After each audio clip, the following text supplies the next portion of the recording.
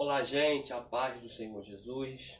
Passando aqui para a gente ter mais uma aula avançada de teologia, introdução ao Antigo Testamento. Essa matéria está formidável. Como Deus tem tratado com a gente, como Deus tem falado conosco através de sua palavra.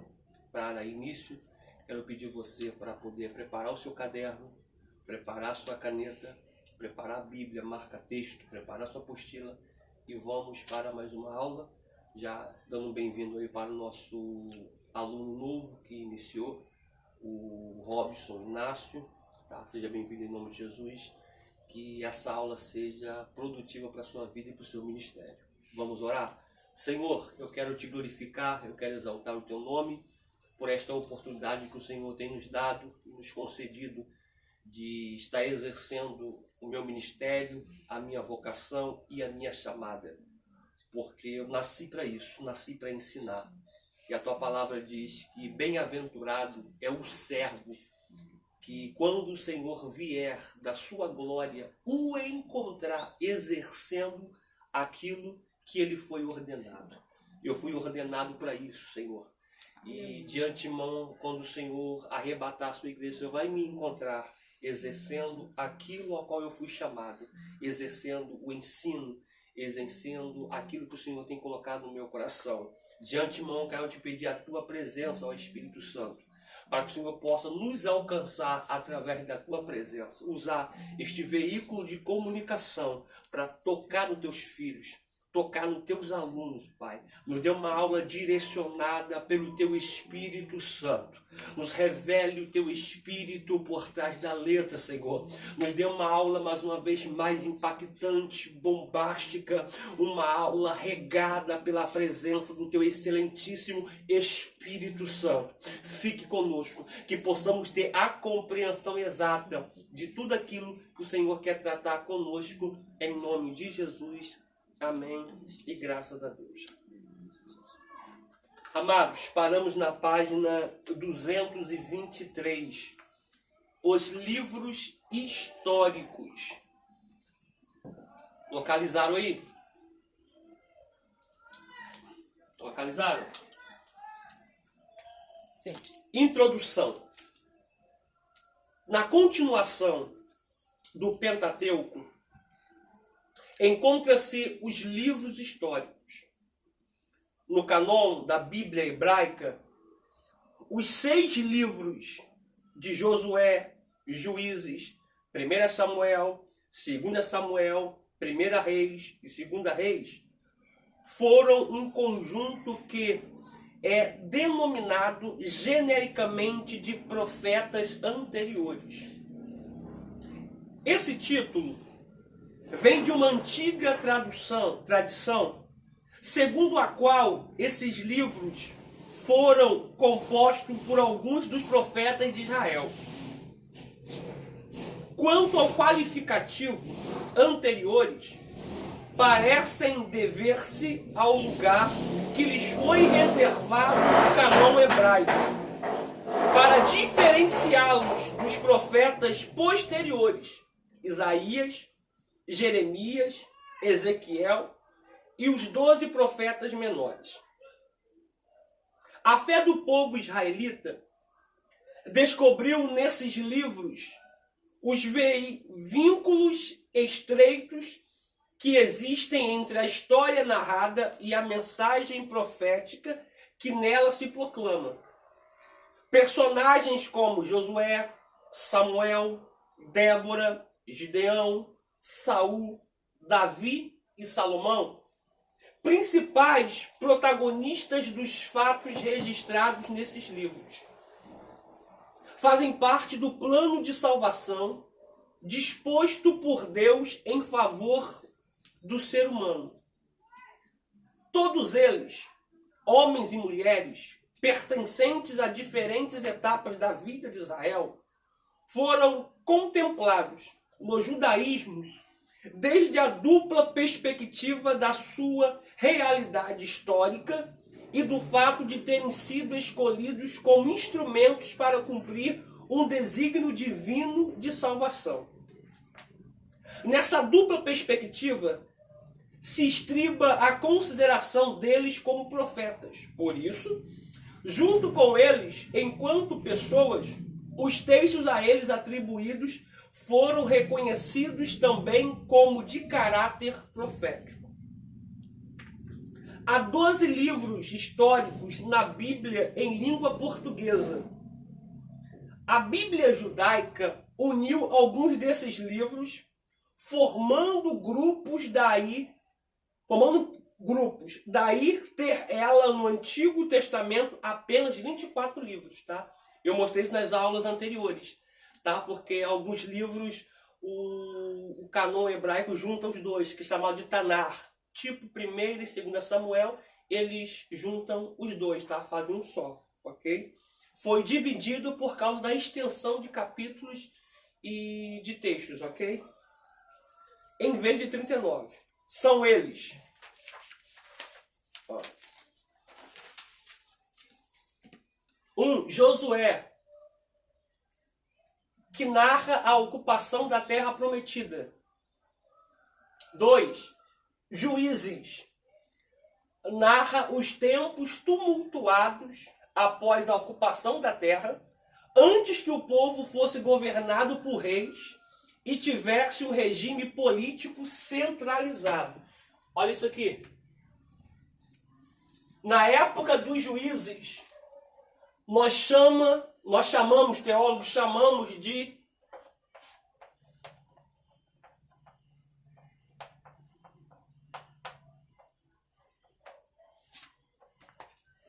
teocracia.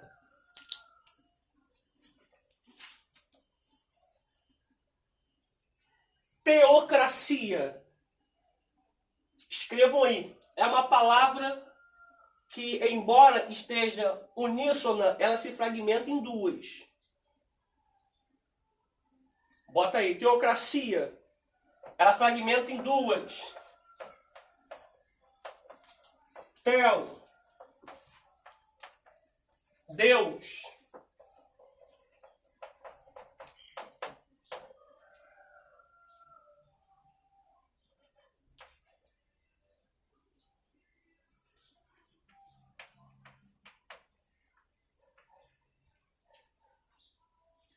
Teocracia.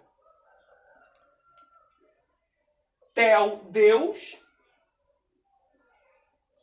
Cracia, governo. Pastor, por que que aqui não tem H e aqui tem H? Porque aqui está aplicado no grego, tá? Aqui está aplicado no grego e aqui está aplicado na nossa língua portuguesa, tá? Mas a junção de teocracia no grego koiné é tel, Deus, cracia, governo. Tá? Observe, esse período aqui é o período dos juízes. Tá? É muito bom frisar isso aí. Tá? O período dos juízes. Tá? Porque quando entra o período dos reis, chama-se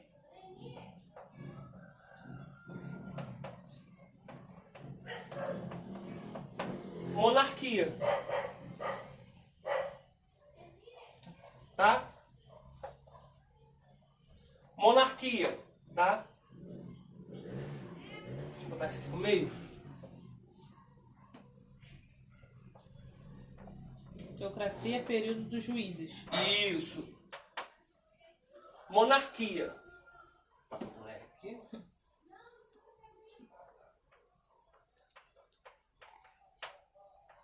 Monarquia.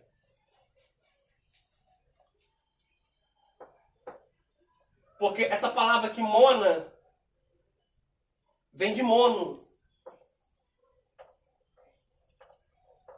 Que vem de um ou único.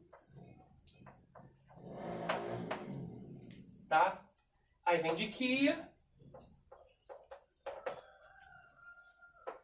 que deriva-se de rei ou reinado. Tá bom? Vê se dá pra pegar aí certinho. Lê. Ó, teocracia, tel, Deus, cracia, governo, período dos juízes, tá? Vou botar aqui, ó. Juízes. Tá? Juízes. Dá pra ver ali? Juízes. Monarquia. Que vem de mono, um ou único, quia. Ó, mono, um ou único. Quia, rei ou reinado. Tá bom? Aqui aponta para rei. Rei. Aqui aponta para juízes. Juízes. Tá? Aí vamos lá. Escreveram aí? Escreveram? Deu para escrever aí? Vamos lá. Uma dica, tá? Para os alunos novos. Apareceu escrita no seu aparelho, ou tablet, ou celular, ou notebook, ou computador, você coloca pausa e escreve, ok? Depois você solta a gravação, tá? Israel teve 15 juízes.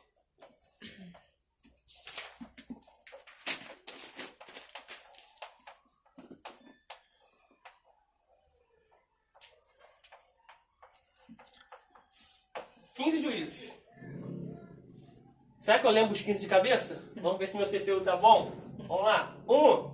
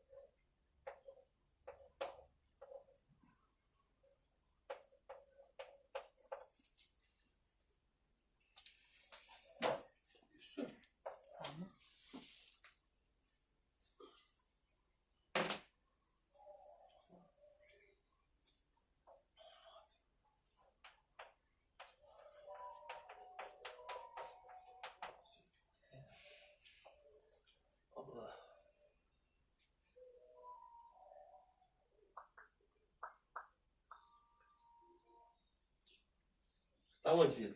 Eu comecei agora. Começou agora? Muito bem. Porque eu pulei um aqui. Ah. Mas eu preciso. Ó, não precisa colocar em ordem não, tá? Eu só pulei um aqui porque o Toniel, Eud, Sangar, Débora, Barak, aqui vinha Gideão, antes de Jair. Tá? Qualquer coisa eu coloco, só mudo o nome. Só mudo o número. Vamos lá, ó. 6, Gideão. Gideão. 7.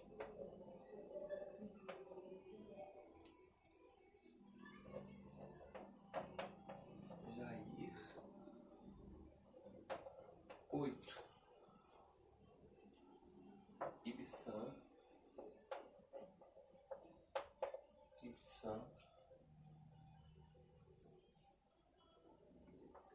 9. Tola. 10. Jefté. Vamos lá. Otoniel, Eud, Sangar, Débora, Barak, Gideão, Jair, Ibissam, Tola, Jefté. 11. Elon. 12. Abdon. 13.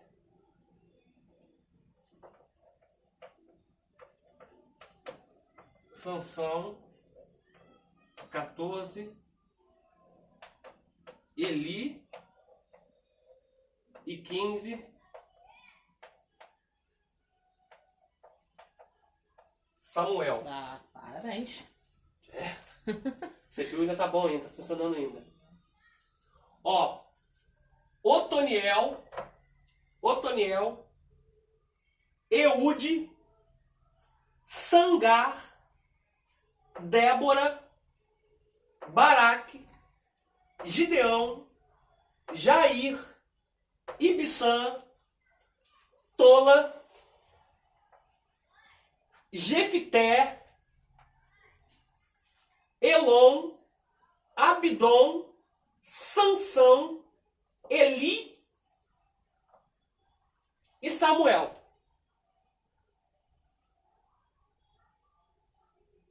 Seriam 17, tá? Mas aqui o povo pediu um rei, tá? Seria 17 por quê? Porque estava naquela disputa entre os dois filhos de Samuel, que é o Abias e o Joel. Mas os dois filhos de Samuel não andaram no caminho do Senhor. E Deus não permitiu que ele julgasse Israel.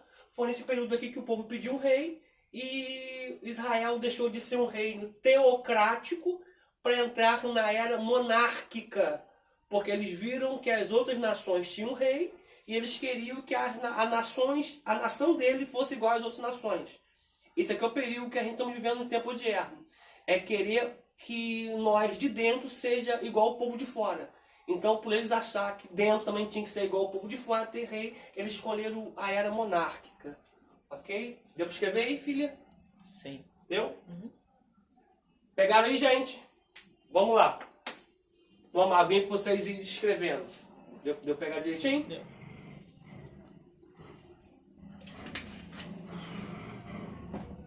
Vamos, apostila.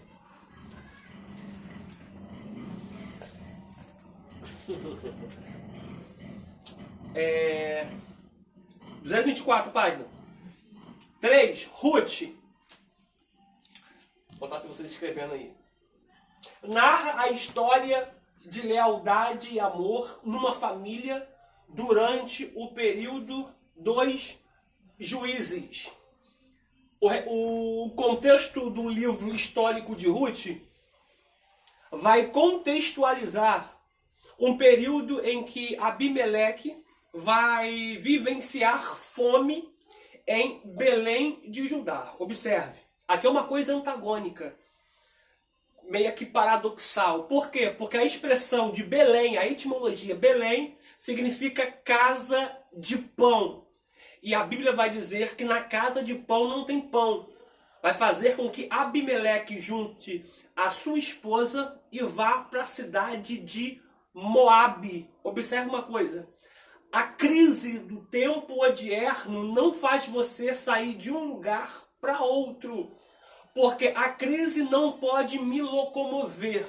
Porque quem regime o meu espaço, dando direcionamento de ida e vinda, é o próprio Deus. A Bíblia diz que eles saem da onde não eram para sair, vão para Moabe. Diz a Bíblia que Noemi vai trazer um triste relato quando ela regressa. Ela vai dizer: eu saí cheia, porém voltei vazia. Observe, tem gente que está em uma fase, em uma etapa de perda, porque saiu fora do direcionamento de Deus. Ele vai perder seus dois filhos, Malom e Quilion, porque saiu fora do direcionamento de Deus. Essa palavra é para alguém nesse dia que talvez está vivendo um período de perda e o Eterno está dizendo: volte para o centro da minha vontade. Volte para o centro do meu querer. A perda só está servindo para o despertamento, para você lembrar que você saiu fora da direção de Deus e é tempo de voltar para o centro da vontade dele. 4. 1ª e 2ª Samuel retratam o período de transição do governo tribal teocrático, governo dos juízes, para o governo monárquico. 1ª e 2ª Reis narram a atuação dos reis, a divisão em 2 reinos, rei de Israel e de Judá, ou o declínio de ambos até a queda de Jerusalém e início do cativeiro. Observe isso aqui. Eu não vou escrever aqui os reinos divididos, porque eu já escrevi nas matérias, nas aulas anteriores, tá? É só você revisar no caderno de vocês aí, que eu escrevi a divisão dos reinos, que está lá registrado lá em 1 Reis, aonde se divide Reino do Norte e Reino do Sul, tá? Achou aí, vida? Tá. Volta que tu vai achar aí. Tá. Achou aí? Reino do Norte e Reino do Sul. Reino do Norte ficou com 10 tribos, tá? Já o Reino do Sul ficou somente com 2 tribos, ok? Achou aí, vida? Sim. Então, isso aí já está na aula anterior, então não vou passar novamente no quadro, tá? Mas vou pedir já de antemão que Robson pegue a matéria com a Luciana, a sua esposa, para você poder ficar antenado naquilo que eu estou dizendo. Mas, como você está acompanhando as aulas, você vai ter acesso também a tudo isso, porque foi todas elas gravadas. Tópico 6. 1ª e 2ª Crônicas. 1º e 2º Crônicas repetem a história de Israel até a restauração em 538 a.C. Esdras e Neemias continuam a história com a volta dos primeiros judeus sob o governo de Ciro até o ano 400 a.C. Estes livros tratam da conquista da terra prometida, Canaã, e do estabelecimento da nação de Israel naquele território. Israel teve que desempossar vários povos da terra, e esses povos, obviamente, se tornaram inimigos viscerais do povo eleito. No resumo do Pentateuco, vimos que Deus estabeleceu sua lei no seio do povo de Israel, e que a relação de Deus com o povo se daria através dela. Deus exigia de seu povo obediência à sua lei, com promessas de bênçãos, e por outro lado, a desobediência traria maldições. Da desobediência dependeria o sucesso de Israel como nação na terra prometida.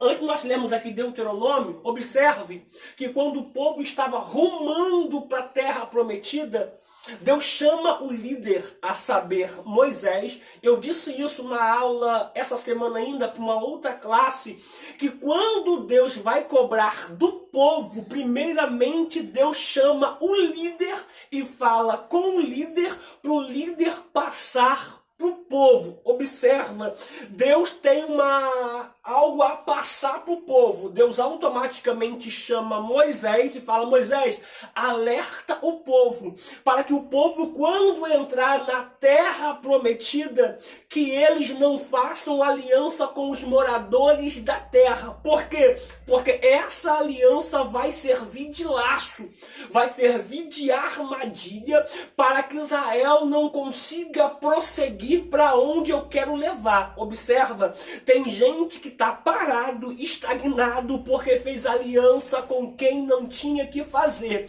E Deus nessa aula está dizendo: você parou por causa de aliança que você fez com quem não era para fazer, mas eu tenho promessa de te colocar no lugar que eu te prometi. Todavia, você estacionou porque você fez aliança com quem não era para fazer. Então isso aqui é interessante, gente. Por quê? Porque no meio do teu percurso para a terra prometida, porque nós estamos aqui vivendo Shemote, vivendo Gênesis, vivendo o Êxodo, melhor dizendo, saindo de um lugar para outra terra, a terra prometida, e nesse percurso de transição do Shemote até a terra prometida, o diabo vai colocar inúmeras coisas no nosso caminho para servir de armadilha, para servir de laço, para fazer a gente parar. Mas nesse dia de hoje, eu quero liberar uma profecia para os meus alunos que vão ter acesso a essa aula, que toda a ferramenta de Satanás para nos fazer parar no meio do caminho vai cair por terra. Eu profetizo que é tempo de quebrar aliança com pessoas da terra e nos apegarmos à aliança com o Eterno para chegarmos na terra que Ele nos prometeu. Oh, aleluia!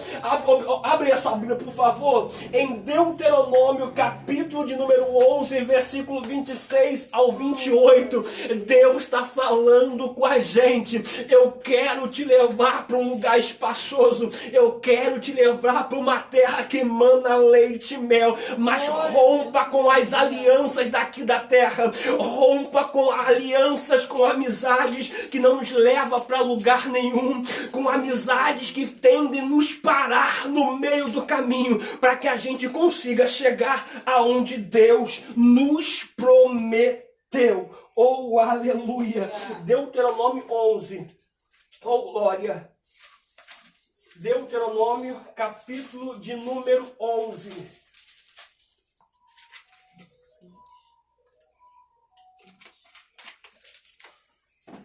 A voz está um pouco falando, mas nós vamos lá. Do 26 ao 28. Que diz assim. Bom, observe. Eis que hoje eu ponho diante de vós a bênção e a maldição. Olha, eu coloquei aqui, ó. A bênção e a maldição. A bênção, quando ouvirdes os mandamentos do Senhor, vosso Deus, que hoje vos mando. Porém, a maldição, se não ouvirdes os mandamentos do Senhor, vosso Deus, e vos desviardes do caminho que hoje vos ordeno, para seguirdes outros deuses que não conhecestes. Ó, tu tá dizendo, eu estou colocando aqui, ó, para vocês escolherem a bênção e a maldição. Outro texto em Deuteronômio, ele vai chamar o povo particular e vai dizer assim, ó: eis que os céus e a terra, eu tomo testemunho contra ti, que te tenho proposto a vida e a morte, a bênção, estou sentindo Deus aqui, e a maldição. Aí ele vai dizer assim, ó, vou dar um conselho: escolhe, pois, a vida. A vida ali, no hebraico original, no Tanar, está com V maiúsculo. Não é vida humanista. Está apontada para Cristo. Está dizendo assim, ó, escolhe a vida. Eu sou o caminho, a verdade e a vida. Está dizendo assim, ó, escolhe Cristo. Para que viva você e a tua semente. Está dizendo assim, ó, escolhe Cristo. Para que possa viver você e os teus filhos. Escolhe a vida para que possa viver você e a tua casa. Aleluia. A escolha é nossa. Ele já colocou. Agora a escolha é nossa. Postila.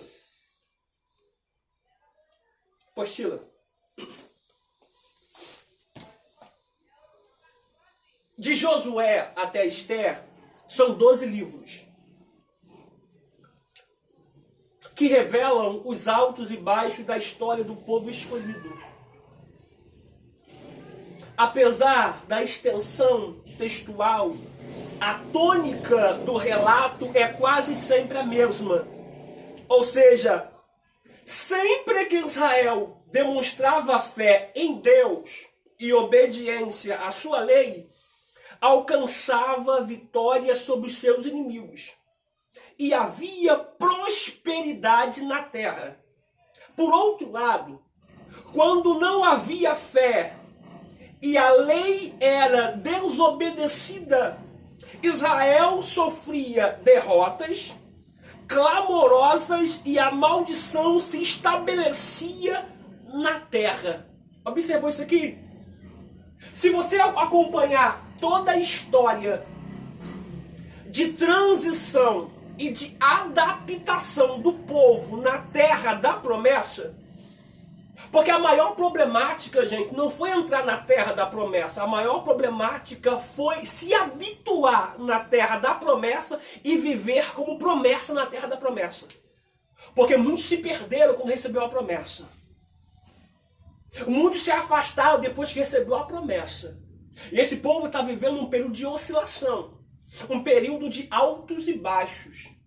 Só que a Bíblia vai fazer questão de dizer que quando Israel desobedecia a Deus, Deus suscitava inimigos ferrenhos de outras nações que vinham atacar Israel. Quando os inimigos vinham atacar Israel, feria Israel, assolava Israel, dizimava Israel, assolava com as plantações, com as lavouras, com as casas, com as colheitas de Israel. Israel vivia um período de sofrimento pelas nações. Só que essas nações eram vara de conserto, como um pai que está disciplinando o seu filho para não o perder. Alaçu de Conomorgia. Ele suscita essas nações inimigas para fazer Israel se voltar para Deus. Quando Israel se volta para Deus, Deus levanta alguém para libertar Israel e trazer Israel de volta para o centro da vontade dele. Sabe o que está falando com a gente aqui? Tem situações que a gente vivencia, é Deus usando a situação como vara, como cinto, como chinelo, para disciplinar um filho a qual ele ama.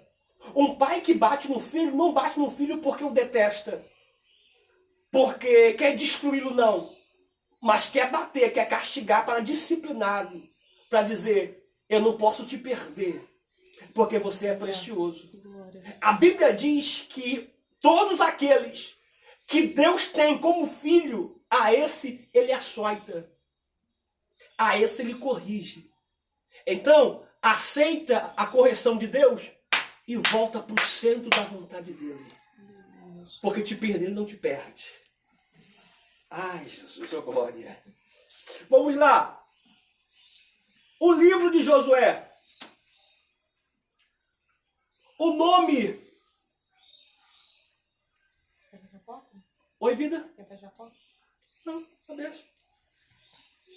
O nome primitivo de Josué era Oséias. Sabia disso? Isso aí é a novela da Record, não te falou não, né? O nome dele era Oséias. Ou Oshea. Que em hebraico significa Jeová é salvação.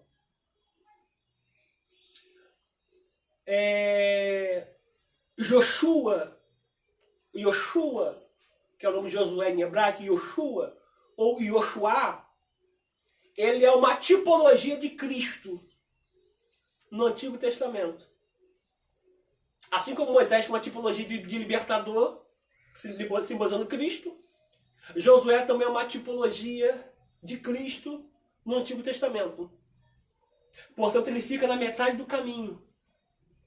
Moisés com a lei, ele na metade do caminho, Josué, ou Yoshua, e o povo lá embaixo. Ninguém conseguiu cumprir a lei, que não é o decálogo, que não são os 10 mandamentos, são 613, tá? E é válido dizer que dentro desses 613, 365 são mandamentos, estatutos negativos. Não pode, não pode, não pode. Já 248 são mandamentos positivos. Isso aí você pode, isso aí você pode. 365 com 248, 613 mandamentos. Tá? A gente fala do decálogo que está no Êxodo 20, mas não são só os 10, tá? São 613. Então o povo não conseguia cumprir os 10. Então Josué ficou no meio do caminho para ser a ponte que liga o povo lá embaixo a Deus. Jesus, que é a ponte que liga o homem até Deus, porque ele é o caminho. Aleluia. Ele é a verdade. E ele é a vida. Ninguém chega até ao Pai se não for por ele. O budismo não te leva a Deus. O xitoísmo não te leva a Deus. O hinduísmo não te leva a Deus. O espiritismo não te leva a Deus.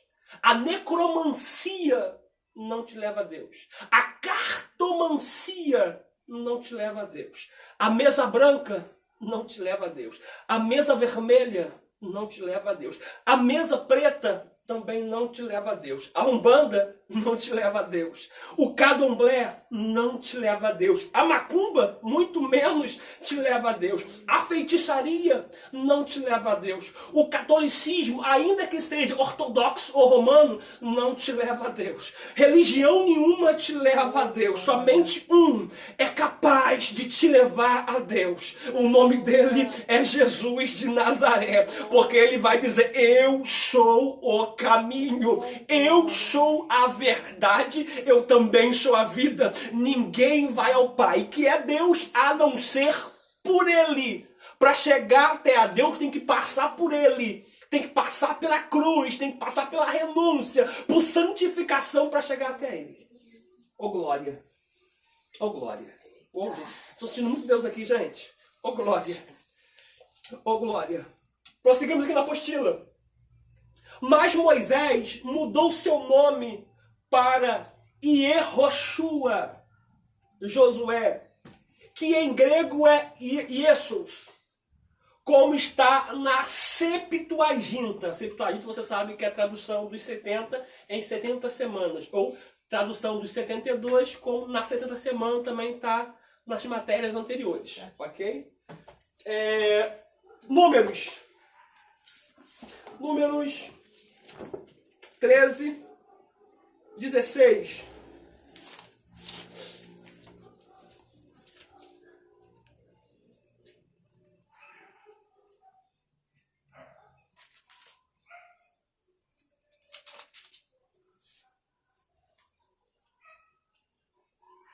Amém? Amém. Estes são os nomes dos homens que Moisés enviou a espiar aquela terra. E a Oséias, filho de Num, Moisés chamou Josué. Tá? Então o nome de Josué, o nome primitivo de Josué é Oséias. Apostila é o primeiro dos 6 livros que integram a série dos profetas anteriores nas histórias narradas nesse livro. No livro de Josué, deve-se destacar os seguintes fatos: a fé e a coragem de Josué, que liderou a conquista de Canaã por Israel. A travessia do Rio Jordão, que a exemplo do Mar Vermelho, as águas também se abriram. A queda das muralhas de Jericó, a parada do sol e a repartição da terra entre as tribos de Israel.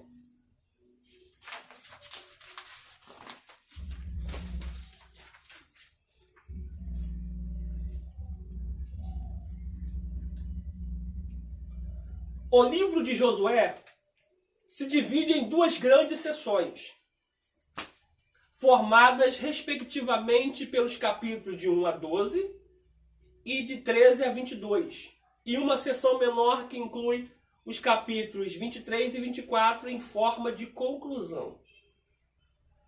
Livro de Juízes.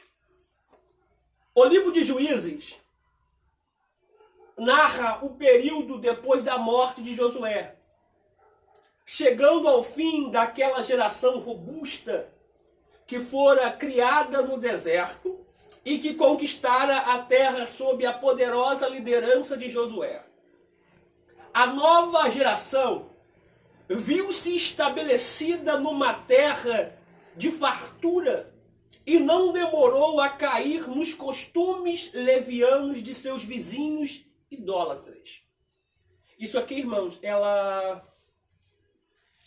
de suma importância a gente frisar isso aqui, porque já o apóstolo Paulo vai dizer assim, que as más conversações as más conversas, elas vão corromper o seu bom costume. Isso aqui é fato. Pega um jovem hoje, um jovem que canta no departamento da juventude local de uma igreja, e coloca ele cerca de 3 meses num grupo de jovem, mundano. Você vai ver que ele está mais tendencioso a falar, a agir e a se comportar como esses jovens, do que fazer esse grupo de jovens falar, se comportar e agir como ele. Portanto, já o proverbista vai dizer assim: filho meu, se o mundo quiser, com a sua blandice, lhe seduzir, blandice significa bandeja, lhe seduzir, não consintas, não ceda, não esmoreça, porque bandejas vão vir em todo tempo.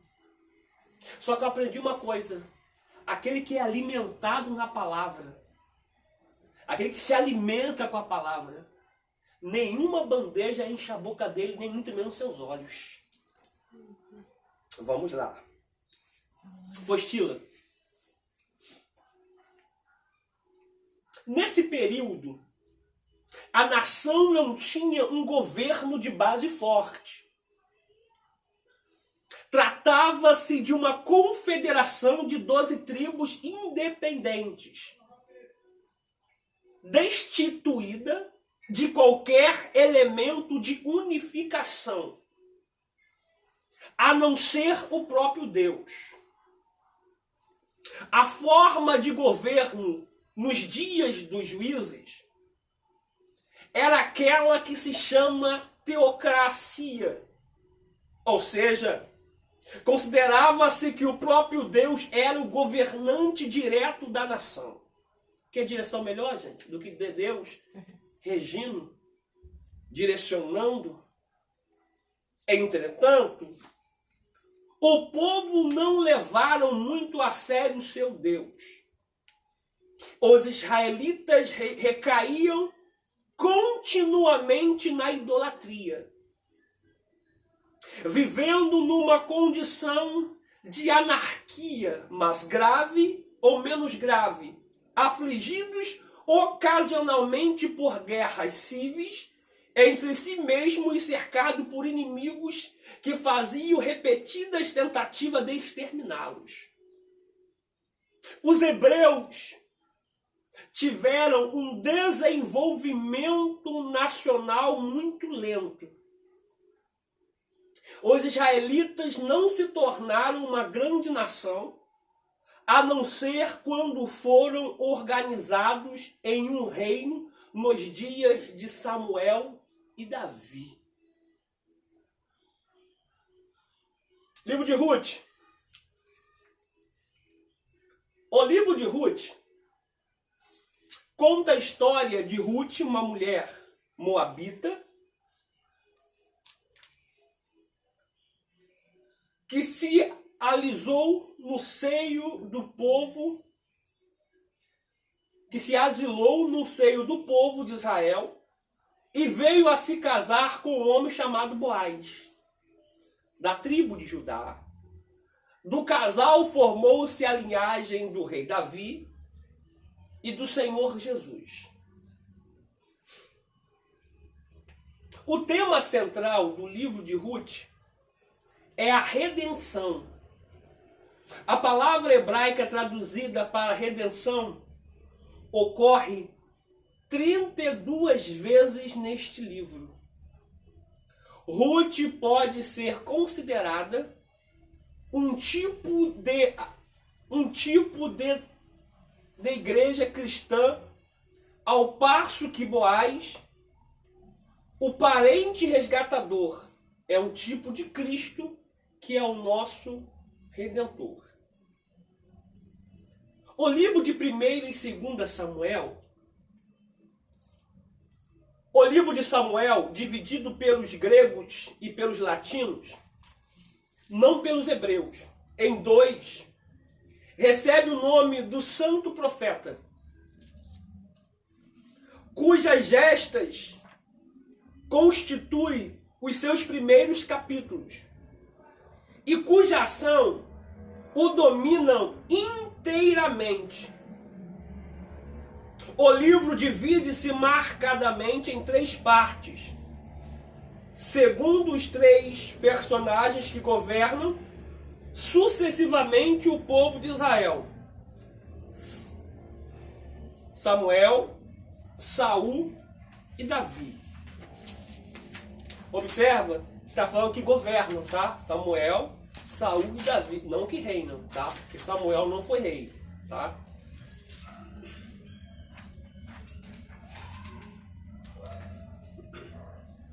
Samuel, o último juiz. Nascimento de Samuel. Sua juventude a serviço do templo. Reprovação do sacerdote Eli e de seus filhos. Eu gosto de Samuel, gente, porque ele nasceu num ambiente de muita depravação. E essa depravação era tão iminente que não fazia fora do templo, melhor dizendo, fora do tabernáculo. Se fazia dentro do tabernáculo. Ele tinha tudo para ser corrompido por Hófni e Finéias. Só que a conduta dele foi ilibada e muito transparente no tocante a isso.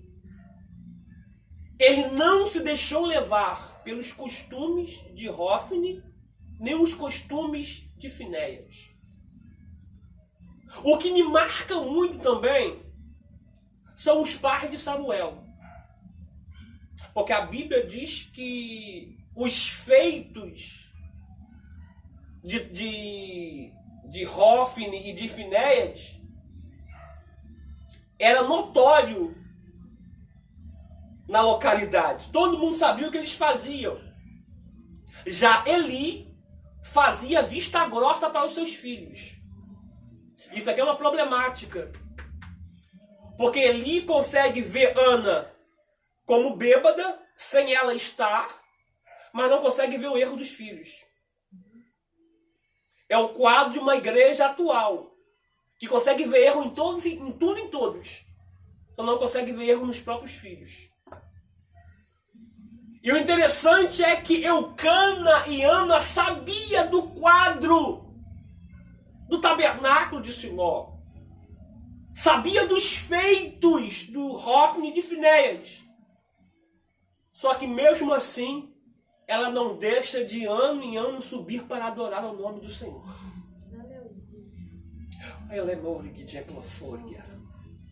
Porque o que me faz ir até o tabernáculo em Siló não é conduta de homem.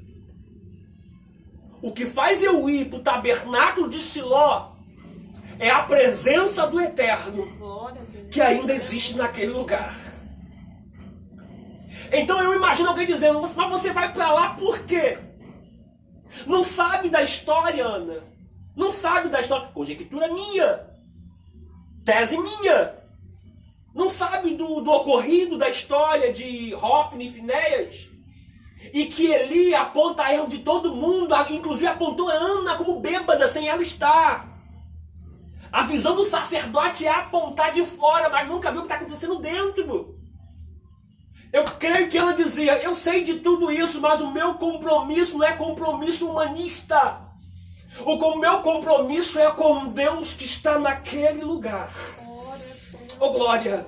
Sabe o que Deus está dizendo para nós aqui nesta hora? É enquanto você olhar para homem, tu não para em tabernáculo nenhum. Porque o nosso compromisso não é com o homem. O nosso compromisso é com Deus que criou os céus e a terra. Eli tem erro, Hófni tem erro, Finéias tem erro, Ana tem erro, Eucana também tem erro. Mas por que tu vai lá? Porque o meu compromisso é com Deus que está naquele lugar. A salvação não é grupal, a salvação ela é individual. A Bíblia diz, cada um dará conta de si a Deus. Então para com essa mente bitolada. Aqui eu não fico, ali eu não fico, ali eu não fico. Porque ali tem isso, ou acolá tem isso, não. Se Deus está naquele lugar, Ele me colocou naquele lugar por um propósito. Enquanto o meu compromisso existir com Deus naquele lugar, eu permaneço. Aleluia. Mas no dia que Deus dizer assim, eu tenho compromisso lá naquele tabernáculo, já acabou. Aí sim, porque o nosso compromisso é com Deus e não com o homem. Oh glória.